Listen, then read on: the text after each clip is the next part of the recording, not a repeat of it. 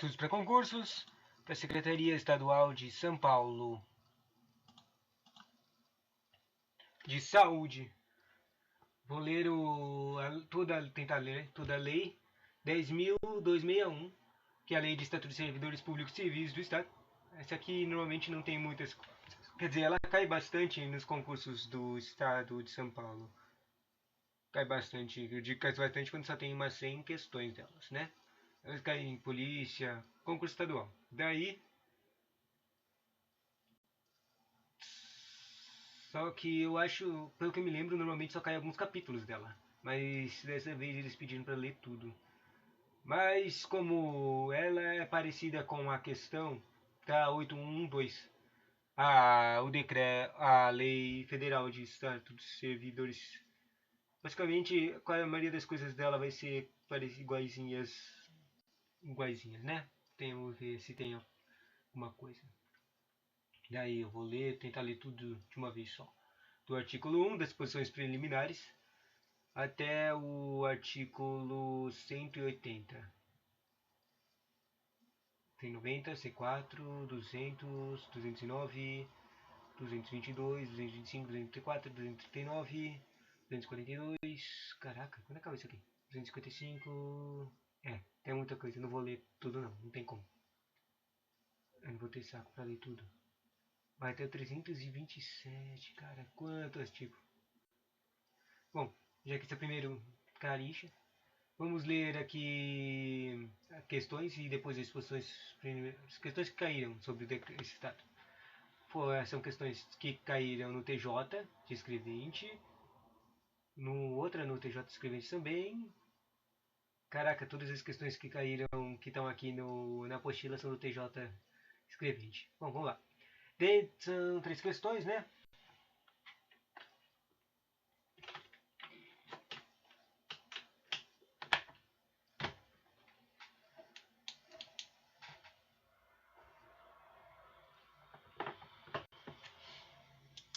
Deixa eu pegar minha caneta para escrever.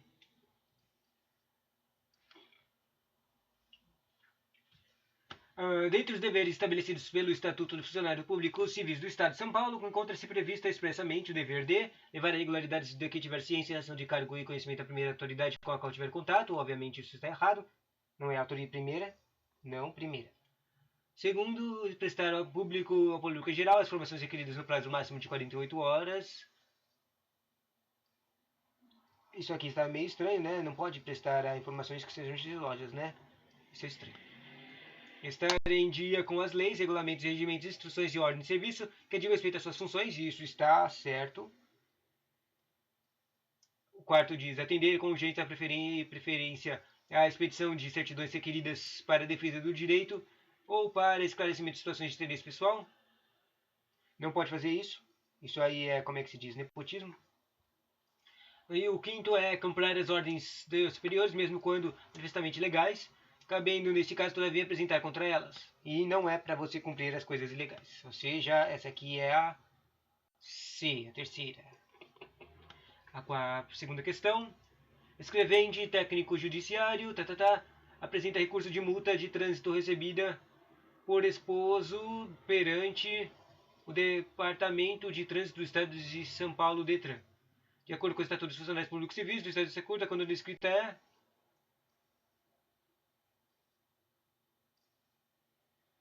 E isso é muito estranho. Mas, pelo que eu acho, é aquela coisa de impessoalidade. E não pode fazer isso, não. Bom, permitida, não é permitida. Proibida, pois ao funcionário público é vedado pressionar perante qualquer repartição pública, não podendo requerer, representar e pedir reconsideração ou recorrer de decisões ainda que em nome próprio. Não. Na verdade, eu acho que pode sim, eu tô confuso. Mas acho que pode sim. É que nem lá nos juízes, nas coisas quando os caras estão em processos e nos tribunais. Basicamente, os caras nunca podem interferir. Mas eles podem trabalhar e não podem interferir com parentes. Basicamente está escrito isso. Mas ele está falando que ele pode entrar quando ele for procurador da pessoa. Ou o esposo, no caso aqui. Sabe? O esposo ou o filho. da pessoa, ele pode participar do treco, mas daí ele não pode participar dos trabalhos do tribunal dele. Basicamente é isso. Deixa eu ver. Indiferente ao estatuto, que nada prevê em relação à possibilidade do funcionário particionar e no próprio ou de terceiros perante repartições públicas. Permitida, pois o estatuto expressamente permite que o funcionário público exerça o direito de petição em nome próprio ou de qualquer terceiro, errado. É proibida, indiferente, permitida. Deixa eu ler se tem outro permitido aqui. O funcionário pode, excepcionalmente, ser procurador ou servir de intermediário perante qualquer repartição pública, pois trata de direito de cônjuge com parente até segundo grau. Até segundo grau. Segundo grau. Segundo grau pode?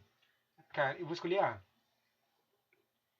Deixa eu só ler as outras que estão escritas proibidas para ver se tem algum erro grosseiro aqui, para ter mais certeza que é A. Proibida, pois ao funcionário público é vedado peticionar perante qualquer repartição pública, não podendo requerer, representar, pedir em consideração ou recorrer de decisões ainda que em nome próprio. Errado. Proibida, pois o funcionário público pode exercer o direito de petição perante qualquer repartições públicas, mas somente em nome próprio, não podendo representar terceiros. E não. Errado. Tá. Então, e o último que a gente vai ler. Ah, não, acabei de ver que tem uma quarta e quinta questão. A quarta questão é de um oficial de promotoria, ou seja, o próximo concurso que vai cair, ou seja, essa é bom dessa lei do MP. E uma questão de estatístico judiciário. Eu não sei o que é isso não, mas ele é do TJ.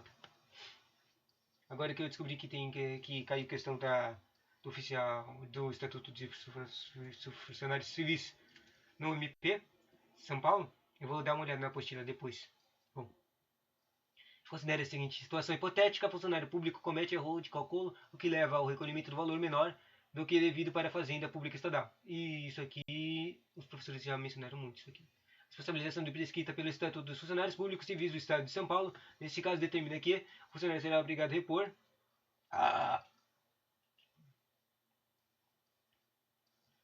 repor de uma só vez a importância do prejuízo causado sem prejuízo de sanções penais cabíveis, a instauração do processo administrativo disciplinar e comprovado o prejuízo seja aplicado a pena de demissão independentemente de ter agido o funcionário com má fé ou não. Errado. O B está errado. Caso seja o caso remetido ao juízo civil e criminal, aguardando a resolução de ambos para decidir acerca de conduta administrativa cabível. Seja o caso remetido ao juízo civil e criminal, aguardando a resolução de ambos para decidir acerca de conduta administrativa cabível. O valor do prejuízo seja apurado, descontado do vencimento ou remuneração mensal, não excedendo o desconto de 30% do valor desses. Apurado, descontado do valor 30%. Não tendo havido má fé, seja aplicada a pena de repreensão e na rescindência de suspensão. Eu acho que essa está mais certa, mas também tem essas coisas aqui de... Também tem essa coisa de o valor do prejuízo será apurado e descontado do vencimento. Tem isso aqui, mas eu não sei se é 30%. Tem, seja o caso remetido ao juízo civil e criminal, aguardando a resolução de ambos para decidir acerca da conduta administrativa cabível. E não é necessário isso, os três são independentes, né? Daí também tem a instauração de processo administrativo, disciplinar e comprovado o prejuízo. O processo administrativo, ele é quando ele se faz quando o cara faz uma coisa que vai causar... Isso aqui tá errado, porque o processo administrativo disciplinar é quando o cara fez uma coisa que é grave, ou seja, que vai ser demitido. E basicamente as coisas que vão ser demitidas são tipo crimes. Além das proibições que estão no estatuto, são crimes, né? Daí, escrito, comprovado prejuízo, será aplicada a pena de demissão, independentemente de ter agido o funcionário com dolo à fé. Isso aqui também está errado. Bom, basicamente, não acho que tenha essa instauração de processo administrativo disciplinar. É só sindicância. Bom, e o primeiro diz, o funcionário seja obrigado a repor de uma só vez a importância do prejuízo causado sem prejuízo de sanções penais cabíveis. E o prejuízo não vai ser obrigado a repor de uma só vez. Tipo, é possível, muito possível que o cara não tenha nem como, meu, tipo, e o poder público não pode fazer isso contra uma pessoa se ela vai destruir a vida dela, entende? Então ela vai fazer aquela coisa que falou lá de valor de prejuízo apurado e descontado de vencimento, e o cara não é demitido. Claro que tem a coisa de má fé também, né? Bom, ou seja, aqui só dá, a única que dá para dar uma certa é o da multa do cara trabalhando com vencimentos reduzidos e não havendo má fé, só uma pena de repreensão e rescindência. Só que o problema é que a porcentagem eu não tenho nem ideia. Eu acho que devia ser mais de 30%. E o outro não consigo encontrar alguma. Na verdade, o quinto tem alguma coisa estranha aqui. Na verdade, são as penas. Repreensão e suspensão. Tá errado isso aqui. Tá errado. As penas estão erradas.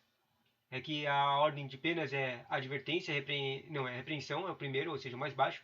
Basicamente, na repreensão não tem nenhuma punição de verdade. É só um. Tá escrito lá. Não teve nenhuma punição de verdade. Mas a advertência já tem alguns efeitos.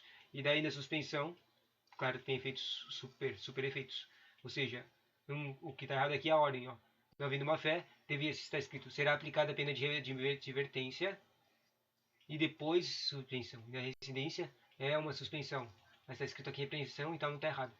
Acabou que eu não encontrei os erros, né? Quer dizer, até eu ver o gabarito não vou ter certeza, né? Mas acabou sendo a carta AD. AD, a de valor de multa de 30% com o carinha trabalhando aí. Bom, vamos ver os próximos. Quarta questão.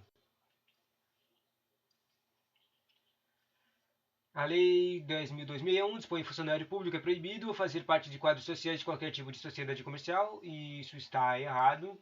Existem essas proibições, mas elas são para gerentes, tipo administradores, titrecos, e, e, ser dono do treco. Você pode ter ações sobre o treco, é tipo um investimento, você pode fazer investimentos nessa sociedade. Deixar de comparecer no serviço, mesmo que por causa justificada. Obviamente, você pode faltar se for por ter causa justificada. Participar de gerência de sociedades comerciais, mesmo daquelas que não mantêm relações comerciais ou administrativas com o governo do estado. Isso está certo e errado ao mesmo tempo. Porque aqui está perguntando, é proibido, certo? Não é proibido você participar de trecos, mas você é proibido participar de gerência. E você também é proibido, mesmo que ela não seja parte do governo. Mas o principal que está focado lá no estatuto, pelo que eu me lembro, é essa parte do governo. Você não pode participar nem nada de que seja parte administrada pelo governo. Exercer, mesmo fora de horas de trabalho, emprego ou função em qualquer tipo de empresa. E isso está proibido, tá certo? Fora dos horários de trabalho, emprego ou função de qualquer tipo de empresa. Não, fora da hora da área de trabalho você pode fazer o que quiser. E empregar material do serviço público em serviço particular. Isso está errado. É esse aqui, o E. E a última questão. O Estatuto dos Funcionários Públicos Civis de Estado de São Paulo prevê, entre outras, como penas disciplinares. E aí eu acabei de falar as penas, né? Admissão e transferência não é pena. Reversão não é pena. Multa é. Acho que é menos pena, sim. Mas é uma pena extra. Reversão ao serviço público não é pena. Repreensão é pena. Multa é pena. Reintegração não é pena. Demissão é pena. Bom, deu aqui o repreensão e multa. É o D. Agora vamos lá no gabarito. Daí acertei essa D. Acertei a E do SKI. Daí a 3. A 3 errei, né? A 3 era aquela coisa, estava certa, parece. Aquela coisa de repreensão. E a suspensão estava certa. Viu? Eu confundi as coisas. Deu errado, né? Não era aquela multa de 30%. Só é a única coisa que eu vou ver depois. Eu leio as disposições gerais. O 2 acertamos e o 1 C acertamos também. Ou seja, a gente acertou só uma, aquela da multa do carinha trabalhando. Eu vou procurar agora aqui no apostila. Essa coisa de 30%, depois a gente termina lendo as disposições preliminares, né? Descontado do vencimento. Descontado do vencimento.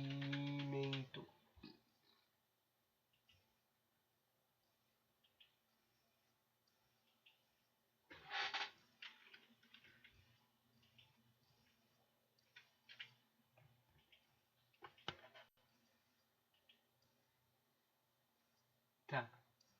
Valor que leva ao recolhimento de valor menor do que o devido para a fazenda.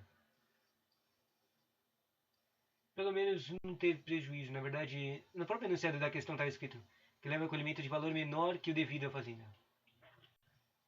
Devido à Fazenda.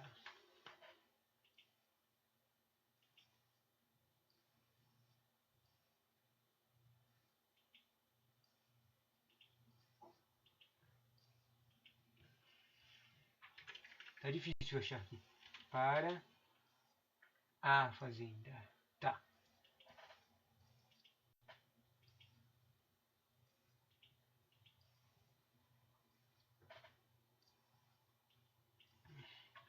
Tá difícil. Recolhimento.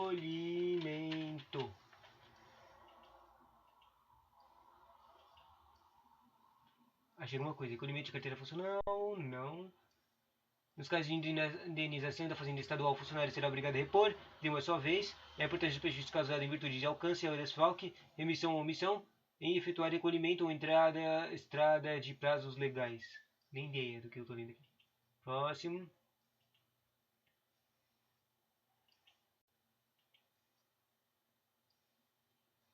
Procedimento disciplinar, recolhimento de carteira funcional e das responsabilidades.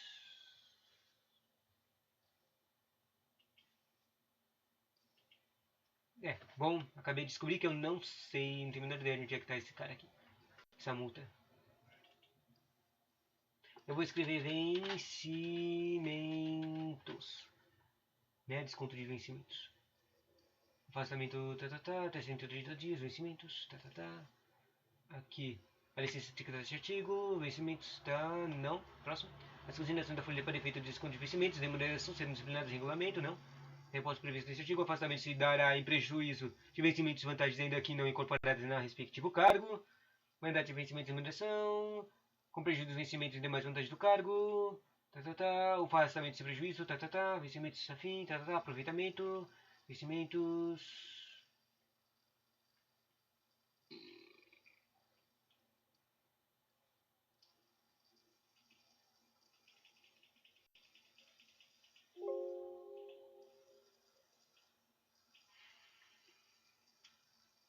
Não consegui achar.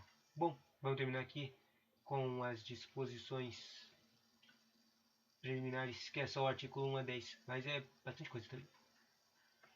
Artigo 1, Lei 10.261, Estatuto dos Funcionários Públicos Civis do Estado de São Paulo. Funções preliminares 1 a 10. Esta lei institui regime jurídico dos funcionários públicos civis do Estado. Parágrafo único. As suas disposições, exceto no que coincidirem com a legislação especial, aplicam-se aos funcionários dos três poderes do Estado e aos tribunais de contas do Estado. As disposições desta lei não se aplicam aos empregados das autarquias das entidades paraestatais e serviços públicos de natureza industrial, ressalvada a situação daquelas que, por lei anterior, já tenham qualidade de funcionário público. Parágrafo único. Os direitos, vantagens e regalias dos funcionários públicos só poderão ser entendidos aos empregados das entidades a que se refere este artigo na forma e condições que a lei estabelecer. Artigo 13. O funcionário público para os fins desse estatuto é a pessoa legalmente investida em cargo público. O cargo público é o conjunto de atribuições e responsabilidades cometidas a um funcionário. Os cargos públicos são isolados ou de carreira.